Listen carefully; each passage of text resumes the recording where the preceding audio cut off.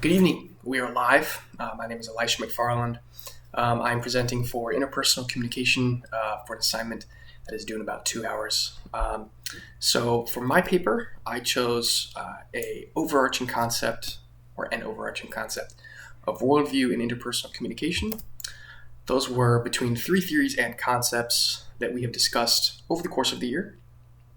Those theories are pretty much all very personal to me and were chosen for a reason, and so I'll just get into that in just a moment. The first theory is the concept of culture and interpersonal communication. I grew up in Africa. I was a missionary kid for 16 and a half years, and so as you can imagine, the concept of intercultural communication is incredibly important to me, and that's not to be confused with culture in communication because those two are different looks at a very similar topic.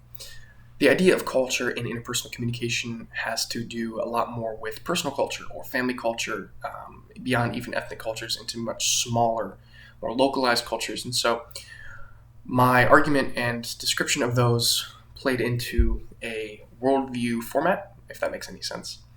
Worldview is affected by our personal cultures from the top down. And so because our worldview is one of the most important factors in our personal communication, intercultural communication, and culture within communication both have incredible importance. And so those theories are still, those concepts are still very much alive and well, and I would argue probably aren't argued against. I would assume they're very widely accepted and still very much at play in every person's life, every single human being above the age of 1, not even then.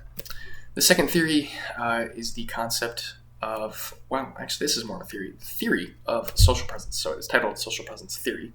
Pardon my camera, it's shaking. Social presence theory is the idea that the mediums through which we communicate have varying levels of communication in terms of personal communication, and thus will affect the building of relationship on varying levels. So take, for example, if I was trying to build a relationship with a friend, I would likely try to utilize more FaceTime if I was attempting to build a long-distance relationship. So FaceTime would be a much more logical option, but the most difficult medium to build a relationship would be, say, for example, email, which was suggested by my friend Seth just a moment ago as we discussed this topic. I like this theory. In fact, I'm quite fascinated by it. I think that the idea of relationship building, particularly on the internet, is just an incredibly intriguing one and something that should most certainly be explored more. It is probably being explored more today than it was even just 5 years ago with developing social medias and developing concepts and cultures over the internet. So this theory is still pretty widely accepted. I only saw a few arguments against it. It is something that realistically still affects every adult today, and especially with the internet age. And it is something that does affect our worldview, and it should, because without a strong and firm worldview, relationship building will be impossible in any regard, let alone over the internet, let alone over FaceTime. And it takes a legitimate worldview, one that has been developed and grinded out really by Christ, to build a legitimate and good relationship on overall mediums at all times. And then the final concept that I chose is the death of a relationship. And so I have gone through 2 very deep and difficult breakups over the last 2 years. Both were very messy and very nasty. And one of them, I had not realized what was quite in front of my face, but my girlfriend at the time was incredibly manipulative and overall having a deep, dark influence on myself and my personal walk with Christ on a number of levels. And so cutting off that relationship was possibly one of the most freeing things I've ever done in my life. It was something that all of my friends, my family, my parents saw and had said for a number of months, and I refused to listen. And so upon finally doing so, I was free of a number of deep, dark struggles that had come out of that. And so the concept of the death of a relationship, even in a positive way, is something that I find incredibly interesting, from the cause and the effect to the following emotions and psychology. I think that a lot of people have a very different response to the death of a relationship. I personally tended to isolate. I would try to stay away from people, and really an attempt to avoid further hurt.